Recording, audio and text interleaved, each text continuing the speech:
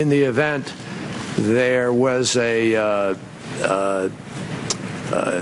threat of a chemical weapons cache falling into the hands of al-Nusra or someone else, and it was clearly in the interests of our allies and all of us, the British, the French, and others, to prevent those weapons of mass destruction falling into the hands of the worst elements. I don't want to take off the table an option that might or might not be available to a president of the United States to secure our country. Later, he came back to it, saying he's closing the door on all boots on the ground.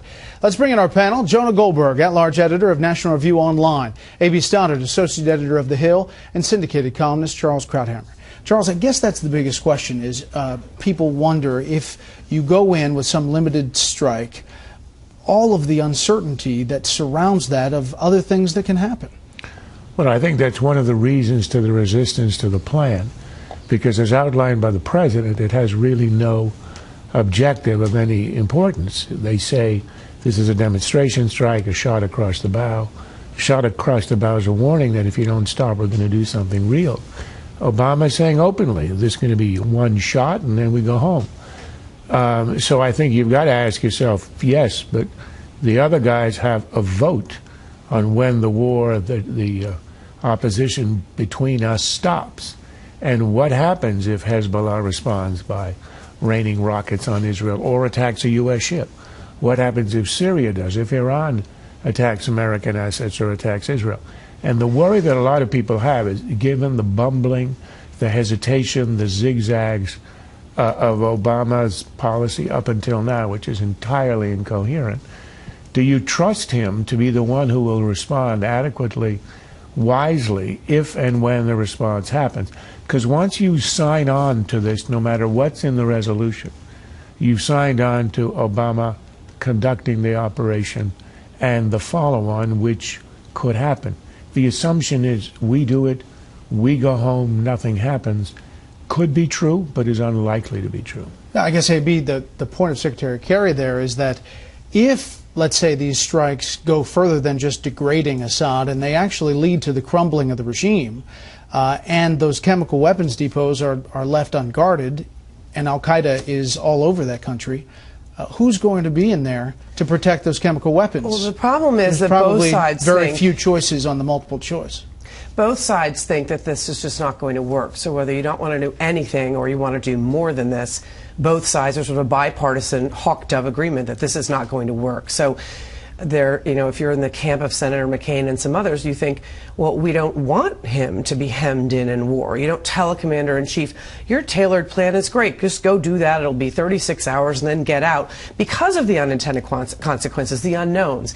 And so you really have this consensus between these two sides about the fact that he's waited too long, he's doing something too restricted, and that it really won't be effective no matter what. As you look at the polls, Jonah, ABC Washington Post out today, United States missile strikes against Syrian government support 36%, oppose 59%. And then you ask allied missile strikes, if we have allies on board, it goes up a bit, support 46%, oppose 51%. Some members said, we haven't talked to anybody who supports this. Yeah, and I think this is one of the reasons why all the talk about isolationism is overblown. It's, you know, the guys who don't want to go into Syria, they're not necessarily isolationists. What they are people who are, first of all, A, war-weary, B, tired of getting involved in the Middle East, and C, utterly distrustful of this current administration. And you can tell how the polling is affecting it. It was fascinating listening to this. I listened to most of the hearings today. You know, at one point you had John Kerry say, we are not asking the American people to go to war. He said it point blank. And then 2 seconds later, in their opening statements, Chuck Hagel says, we recognize the seriousness of sending America going to war. They couldn't even get their set-up talking points right.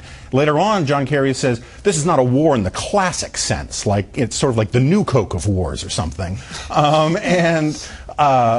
war mania, the simulation of it or something. So it's very strange. And then you have this bizarre parsing from the president where he asks Congress for the authority to do something that he says he has the authority to do. Which is an exchange that Rand Paul had with Secretary Kerry, that if we don't give you that authority, will the president then not go? and Secretary Kerry did not answer that question. Yeah, the White House has sent a lot of signals, including from President Obama, that they very well may do this anyway. And this cuts to the core of the unbelievable riot of amateurity,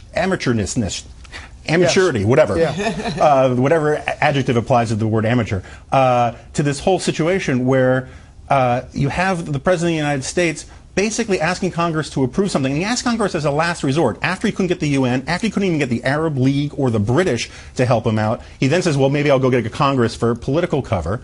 And now what happens? If Congress says no and he does it anyway, he creates an unnecessary constitutional crisis. We should point out that our chief Washington correspondent, James Rosen, reported that first on Saturday, that they were actually considering, even though going to Congress, acting if Congress votes no. We will continue this discussion with another element of the Syria question. What is